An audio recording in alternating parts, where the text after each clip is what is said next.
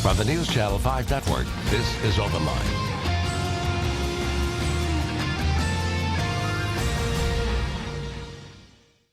Hello everyone, welcome to OpenLine. I am Ben Hall. Fun show tonight. We are looking at the CBS fall lineup. Kind of getting a preview of all the shows that are going to be playing this fall on CBS. You can get a sense of what you think you want to watch, hopefully all of it, but you can get a sense tonight of all of the shows. Happy to have with us the person who knows all about this, Program Director Mark Benda. Thank you for being here. Thank you. You've been on many times before. We were talking as you were sitting up here.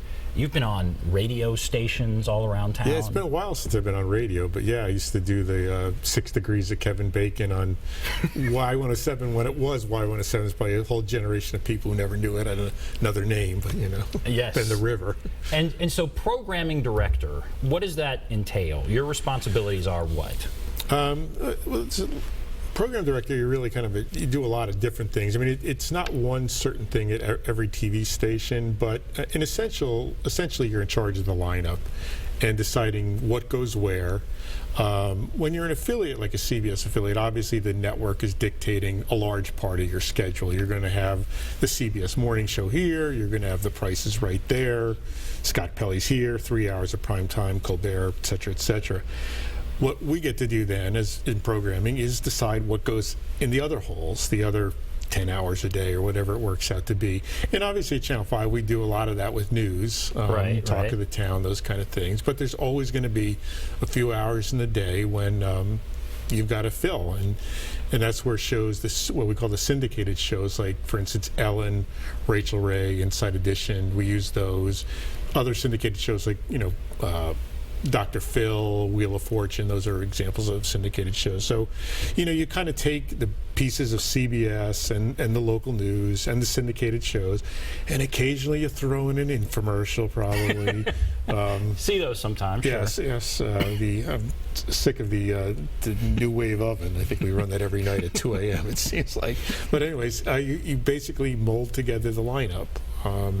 And I think that would be a very fun job. I mean, everybody has an opinion about this show or that show, and you get them all. So if somebody calls up and says, I don't like X or Y, it probably winds up with you at some point. Yeah, I mean, it's changed as technology has changed. I was telling this to a younger employee today. It used to be people would call the station, and then it was people would email the station. Now, we don't even get that many emails because people Facebook the station. It all comes in like on social media, the complaints, except for the older viewers who don't necessarily have the computers. I still get those calls, especially when our weather people go on and preempt the young and the restless for snow or rain. Then I really get the phone calls. We do. We get them in the newsroom, too. Yes, you're inundated with calls. And I feel like you love your job. I mean, yeah. When you were on the radio, you knew all of this trivia. You love seeing what people want to watch and what's going to work and what's not going to work. Yeah, I always tell people people don't even know what TV Guide is anymore. Very few of us still get TV Guide. But when I was a kid, my favorite day of the year, forget about Christmas, was when the TV Guide fall preview issue came out. I would study that thing. I would know every single new show that was going to be on. And if I went to your house and you didn't have TV Guide, if you were like a Philistine and used the newspaper for TV listings, I thought you were weird. Everybody needed to have TV Guide. So tonight on OpenLine, this is our TV Guide version of the fall. What's coming up? All right, so what do you think? For the fall lineup, you have special access. You know what's coming up on CBS this fall. How do you think it? What do you think of it? Well, so we've been blessed at CBS ever since basically 2000 when CSI and Survivor came along. The network, NCIS, those kind of shows, CBS has been really strong. We've really dominated nationally and locally for the last decade.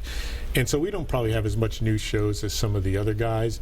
What CBS is really kind of doing, especially the first 3 shows we're going to debut, it's comfort food. I mean, you're going to know these 3 shows. They're going to be familiar to you in a sense. And the great thing is because CBS has such a strong lineup, we were able to put these shows and surround them by hit shows And so they become popular right away.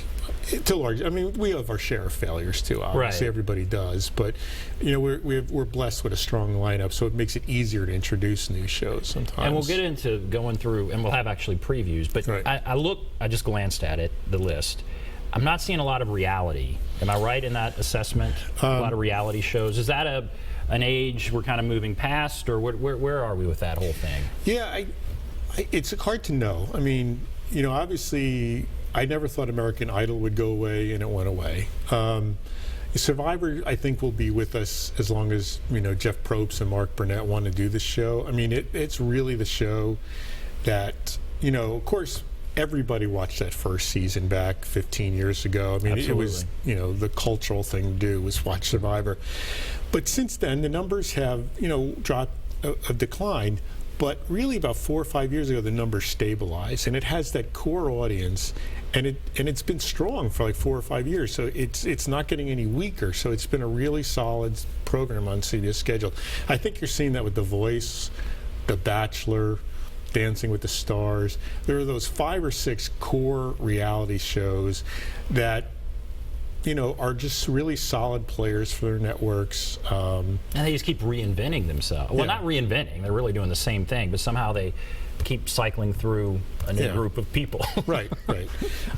It's hard to launch a new reality show these days. There have been very few new ones that have really come out and made it. I mean, I'm trying to think of the last one that really, I mean, The Voice has now even been on 4 or 5 years. There have really been few that have just come on and been instant hits. So it's really the 5 or 6 that have been with us for a while. And big picture again with CBS, are we doing, would you say, more drama, more comedy, or kind of a mixture? Yeah, I mean, drama's really have been the top shows over the last 10 years. I mean, really, the 90s were the decade of the sitcom, the mid 80s and 90s. You think of Cosby, Family Ties, Cheers. I mean, of course, they were all on NBC, but we even had our good ones, Murphy Brown and Designing Women. Murphy Brown. Yeah, I remember that was a failure I bought in syndication. But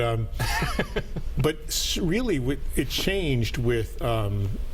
As we got in later in the 90s, but really into the decade of 2000s, with the crime procedurals, the CSIs, the NCIS, Law and Order, those kind of shows, and dramas have really been where it's at. And of course, the drama explosion on cable's been incredible. I mean, that's the shows everybody seems to talk about: the Breaking Bads, the Walking Deads, the HBO shows, Showtime shows. Comedies have been tough. Other than The Big Bang Theory and Modern Family, there have really been very few, what you would really say, really hit sitcoms in the last 5 to 10 years. But I give credit to the networks. They're trying. I mean, CBS is bringing out 3 new ones, which we'll talk about. ABC's got a few new ones. ABC's had some success in the last couple of years with Blackish, The Goldbergs, Fresh Off the Boat. So they've been doing okay. So you're starting to see more sitcoms creep into network lineups.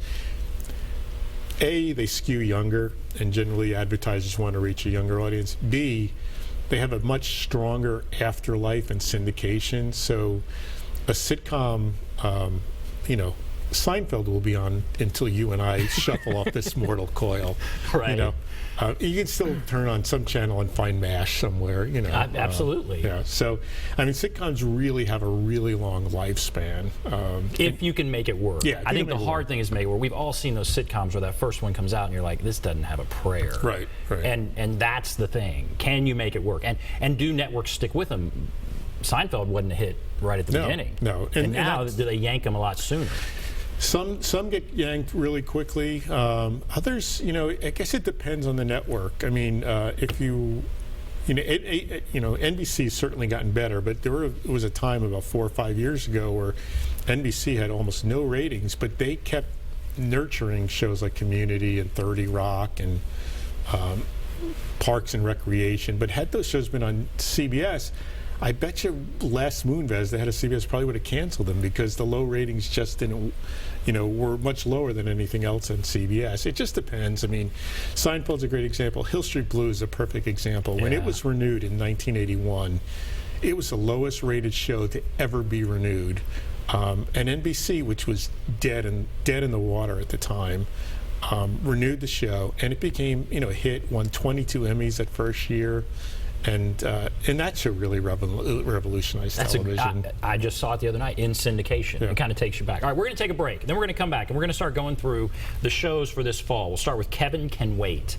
We'll get a preview of that show. So we'll take a break. If you want to call, there's the number, 615-737-PLUS, 615-737-7587. Take a break. Be back right after this.